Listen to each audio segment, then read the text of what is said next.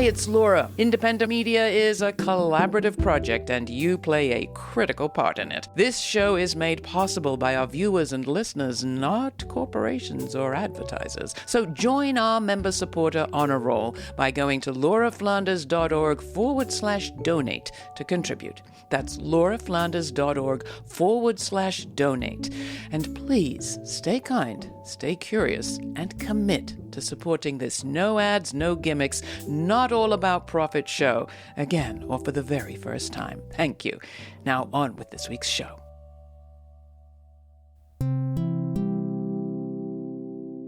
The next generation of families, for the first time in our history, are going to be left off worse than we were.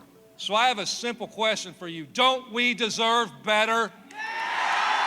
Our political system right now is ill-prepared for this abuse of power. In fact, our political system enables it. People at the grassroots level know that the system is not working. They want change. Will the Democratic Party evolve and respond to that change?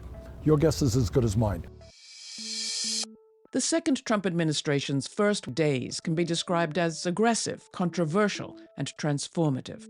The president and his unelected advisor Elon Musk have taken swift and sweeping actions through a slew of executive orders, restricting immigration, rolling back environmental protections, restructuring government, denying health care, and attempting to limit free speech, what is taught in schools, and even whom companies hire.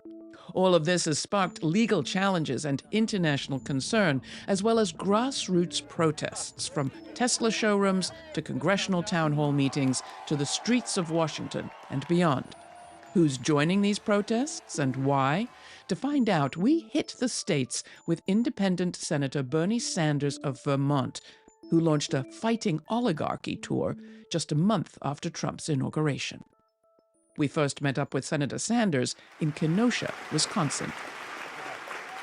So we are here to say loudly and clearly that in our great nation, we will not accept oligarchy.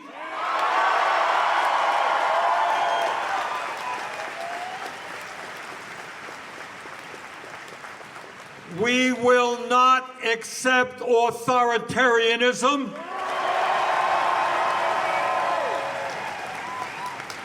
We will not accept kleptocracy.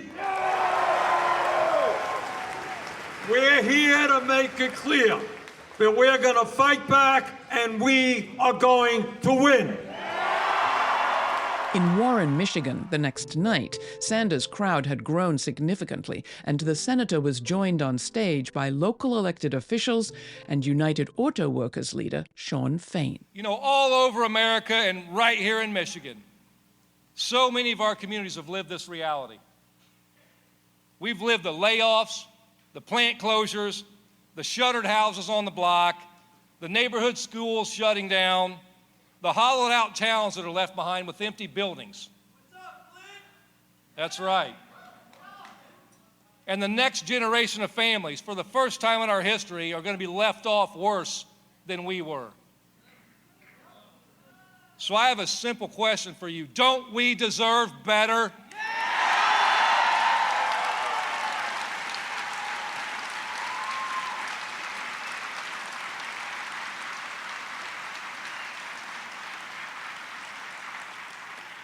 Don't working class people deserve dignity? Don't we deserve to be treated like human beings?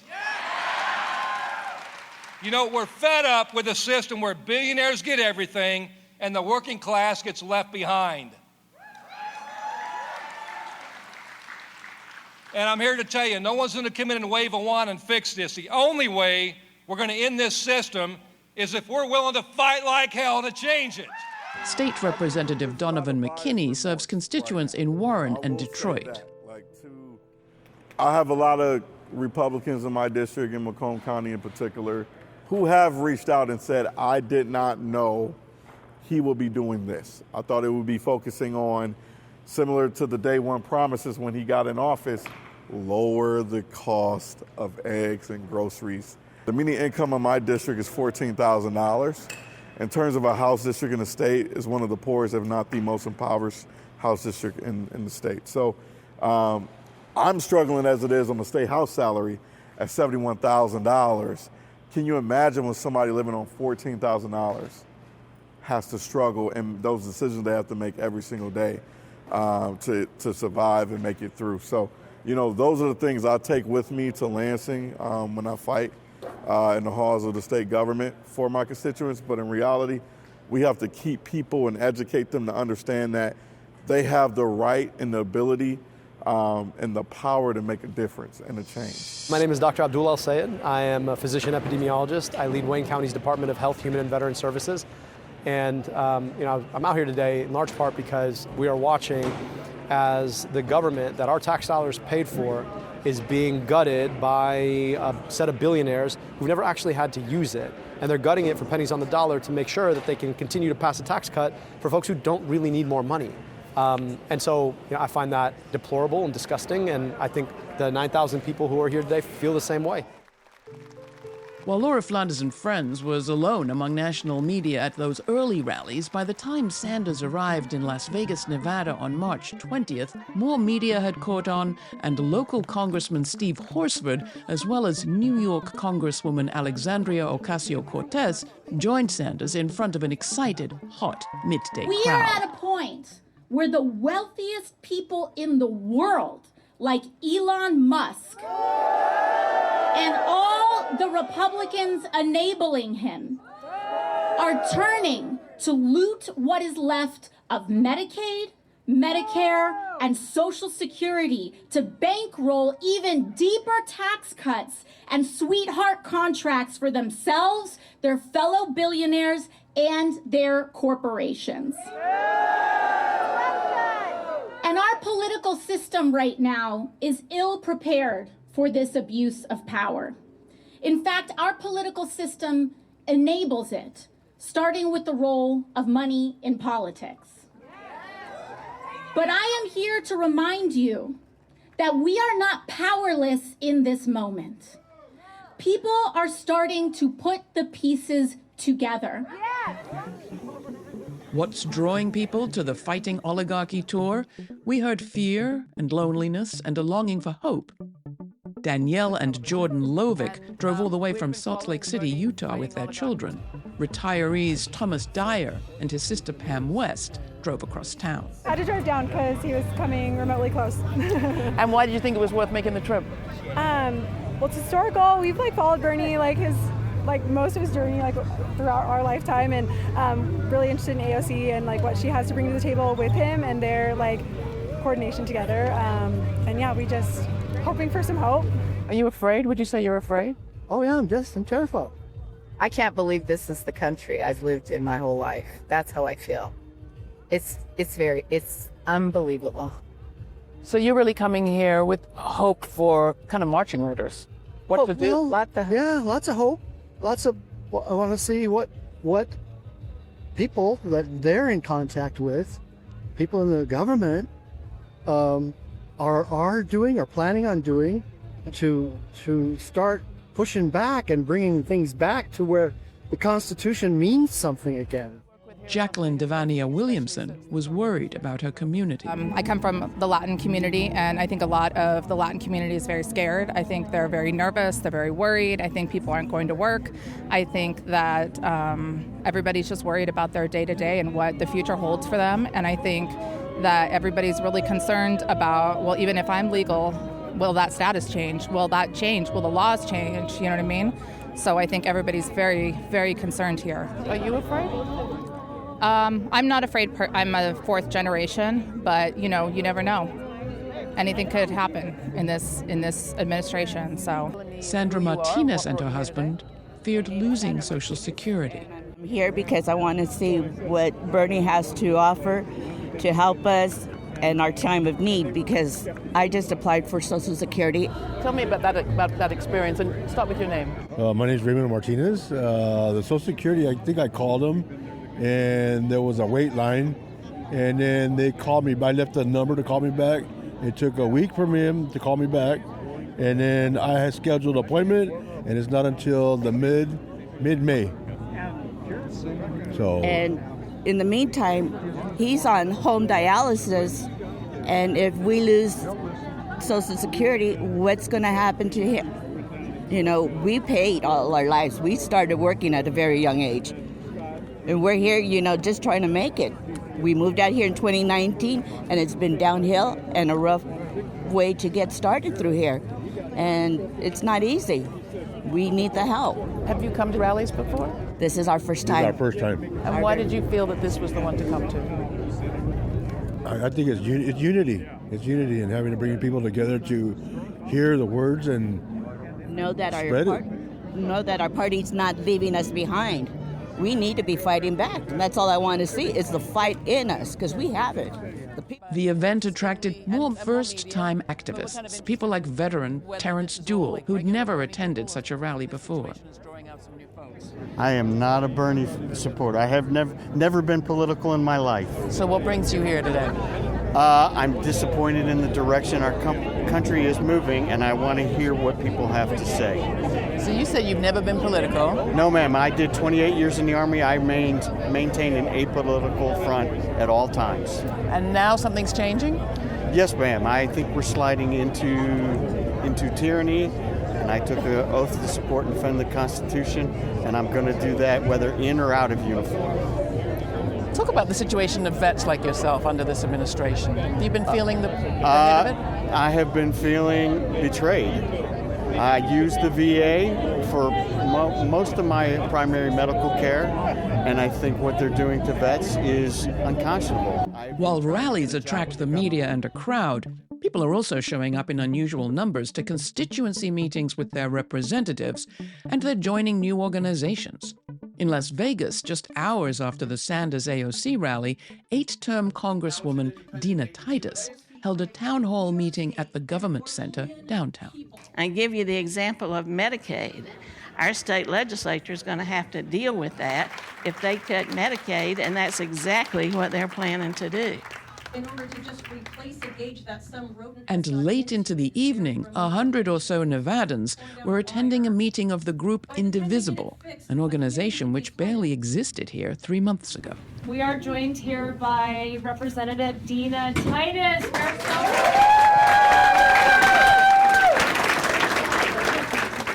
Well, thank you very much. It's very...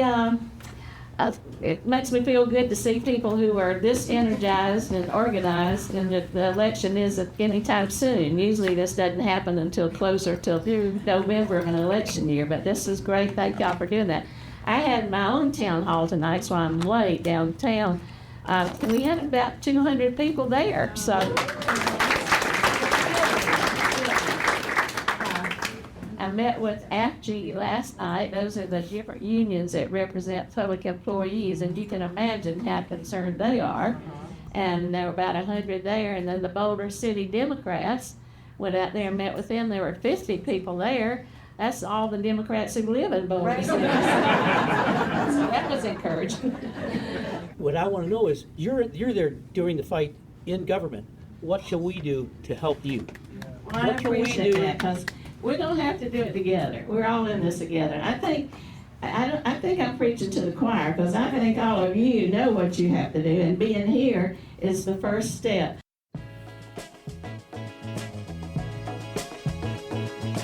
This is Laura Flanders and Friends with a special report from Bernie Sanders' Fighting Oligarchy Tour. Next, Laura's exclusive conversation with Sanders after a record-breaking rally in Las Vegas. Find out what he hopes people will take away from these events and how oligarchy and authoritarianism connect. For video of this episode and the speeches of New York Congresswoman Alexandria Ocasio-Cortez and UAW President Shawn Fain, who joined Senator Sanders on stage, visit our website, lauraflanders.org. While you're there, please take a moment to subscribe to our newsletter to receive information on all of our web exclusives, including our free podcast featuring Laura's entire uncut conversation with Bernie Sanders. Again, that website is lauraflanders.org. This special report continues, but first here's Live For You by The Sacred Souls from their album Got a Story to Tell, courtesy of Daptone Records. Get up now. Place your feet on solid ground.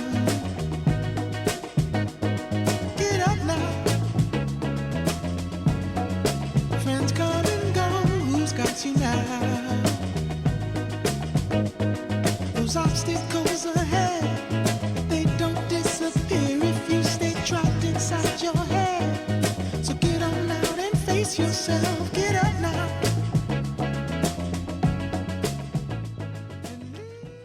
So what is going on here? Could the Trump administration's exercise of executive power be shocking people into reinvesting in U.S. democracy? That's clearly what Senator Sanders intends, as he told me in this exclusive interview. In North Las Vegas, the city of North Las Vegas, with Senator Bernie Sanders. Bernie, thank you so much for taking some time with us. It was great to be out there in the crowd with you here in Nevada. I've seen big crowds in Nevada before, out for Bernie. I would love you to talk about what you are adding to your pitch. You've been talking about oligarchy forever. Today you talked about autocracy. You talked about authoritarianism. How do they relate? Oh, they relate very much. But this was I've been to Las Vegas a number of times. This was by far the largest turnout that we have ever had. And it tells me that people are really deeply worried about the movement toward oligarchy, which is manifested. You don't have to be a genius or an economist to understand that. You got Elon Musk, the richest guy in the world, going around trying to get 80,000 employees off of the Veterans Administration, which will lower the quality of care that our veterans receive, trying to dismember the Social Security Administration. These guys are going after Medicaid, they're going after education, they're going after environmental protection. They're on a rampage against the working families of this country, all so they can get their huge tax breaks that Trump has promised them. So tax breaks are in the offing, but as you said, there's also authoritarian rule in the offing. What's the relationship? That people who have the money want more and more power to be able to do what they want to do. So right now, you know, it's not just they don't want to pay their fair share of taxes that I got. They really take it personally that we try to protect the environment, that we try to protect workers. Some of these oligarchs really believe they're like the divine right of kings. They have the right to rule. And how dare you say that workers could form a union in my company? Who do you think you are? It's my company. How dare you to suggest that we have to protect the environment, that we have to treat, all people equally and we can't discriminate? Who do you think you are? So what we are seeing right now is a movement toward authoritarianism, where Trump, in an unprecedented way, is threatening the media, going after the media, going after the courts, going after the Congress. I'll tell you something. I think back to the civics classes that I took when I was a kid in elementary school, and I'm thinking, those founding fathers back in the 1790s, when nobody's fools, and they said, we're going to have a government with separation of powers, a executive branch, a legislative branch, a judiciary, so that no one person can assume all of that power. And Trump is working overtime trying to end the separation of powers. You've been talking about the need for radical reform inside the Democratic Party for decades. Yes. What makes you think the chances of that are different now, or aren't they? I have no idea whether they are or not. You got leadership in the Democratic Party. It's a party. It's at an all-time low in popularity. So for whatever reason, in many ways, the Democratic label is toxic. And it's a party that's controlled, as the Republican Party is, by big money, and a group of inside the Beltway consultants who have no idea what's happening in the real world. Will the party change? I have no idea.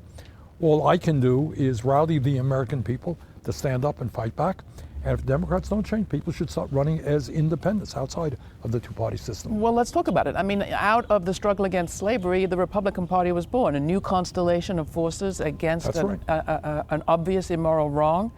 Could something like that happen today? Is that something you and AOC are maybe thinking about? What I think is you have two parties that are way out of touch with the American people. And I think it's not me saying that. It's what the polling shows. More and more people are moving, registering as independents. Massive dissatisfaction with the two-party system. You have a campaign finance system which is disgusting, totally corrupt. Who thinks that it makes sense that one guy can spend $270 million to elect the president of the United States and then become the most powerful person in government? That's totally absurd. And I think people at the grassroots level know that the system is not working. They want change. Will the Democratic Party evolve and respond to that change? Your guess is as good as mine. All I can do is rally the American people to fight for at least a government that works for all and not just a few. Well, so speak to that. The people I spoke to in the crowd were split. A lot of them felt that it was enough to come together with others, to feel like they weren't alone. Others wanted to hear from a fighter, and they believe that you're a fighter on their behalf. The third option didn't seem so clear. What can they do now? What do you think they can do effectively? This is, look, Trump, to his credit, thinks outside of the box. His people think outside of the box. They're doing immense damage to this country in a way that no one thought that a president ever would do. And we have got to start thinking outside of the box too. I mean, what role do we play as citizens, as workers, as teachers, as doctors, as people concerned about the political process? So at the very least, what it means that we do not have the luxury of not paying keen attention and getting involved in the political process, whether it's your local school board, whether it's your city council, whether it's the state legislature. Pay attention, demand in a way that you haven't done before, that they start talking and representing the needs of ordinary people, not just the campaign contributors. But I think the message of the moment is to understand that the vast majority of the American people do not think that we give tax breaks to the rich and cut Social Security or veterans programs. They don't. And our job is to work as hard as we can, and it's part of what this trip is about, this tour is about, to bring people, to get them involved in their own local communities.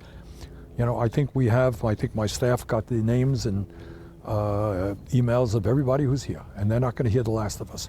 All right, so we'll be back to them, and we'll be urging them to start meeting, demand that their members of Congress respond to their needs, and build a kind of grassroots movement.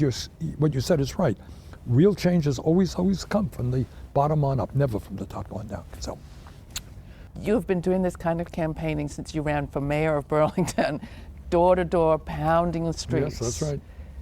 While others take the route of campaign ads, TV advertising. Why? My last campaign, we didn't run one TV ad. Got 63% of the vote. So what do you get from this communicating with people? What do you hear? What are you hearing on this tour that fuels you? Well, I love doing this, and it's, you know, sometimes when you're inside the Beltway and you're talking to your colleagues, there's one world out there. And you come out here and there's another world, an entirely different world.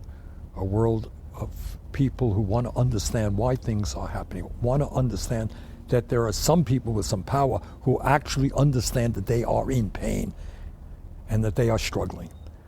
And making that connection means the world to me personally, and very often when we have meetings smaller than this, and people start talking about what's going on in their life, people start crying, people can't afford health care, worried about their kids, but just to be able to relate with ordinary people, and it's a source of, that people are willing to open up about what's going on in their lives is something that I'm very grateful for. It's, I'm a stranger to many people in a sense, personally.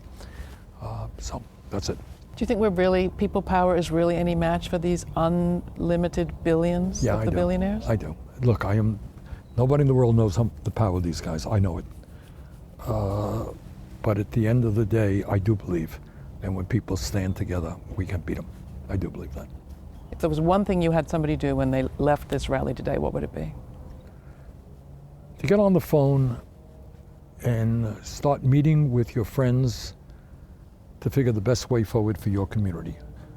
You might want to be demanding, if you're in a Republican district especially, you might want to demand a town meeting as to, and hear from your Republican congressman as to why they think it's a good idea to vote for tax breaks for billionaires and cut Medicaid. Go to your city council meeting and ask why we're not doing more for affordable housing, why we're not demanding that the wealthiest people, large corporations, start paying their fair share of taxes. So the goal would be get involved in the political process in a way that you have never done before. Go outside of your comfort zone. All right? Last question. Politicians, people in education, people in media, people in government, a lot of feeling very afraid, and they're acting in very afraid ways. You have managed to be brave for decades. How does it feel? How has your life been? Well, I do what I do, but I would pick up on your point. I'm seeing, just as a United States Senator, the timidity, the growing timidity of people. Gee, if I do this, what will the Trump people think? Maybe I'll stay silent. I'm seeing that. They're afraid of violence. Yeah. Would you say they're afraid of violence? Well, I don't know that's just violence. It's afraid of lawsuits. It's afraid of just being attacked verbally in ugly ways that we're not used to. And people are saying, who needs it? I'm not going to, why do I want to do that? So I will go along with, Mr. Trump, or I won't speak up. Not good.